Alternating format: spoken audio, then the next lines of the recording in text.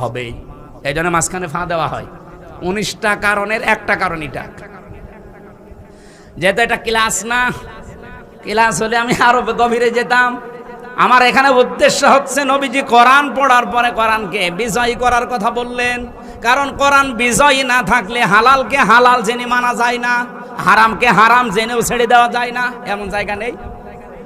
বিশেষ করে মাদ্রাসার প্রিন্সিপাল যিনি আছেন, ভাইস প্রিন্সিপাল, তারা তো আরো ঝামেলায় আছে। স্যার যে চেয়ারে বসে আছে ওই চেয়ারেও ঝামেলা।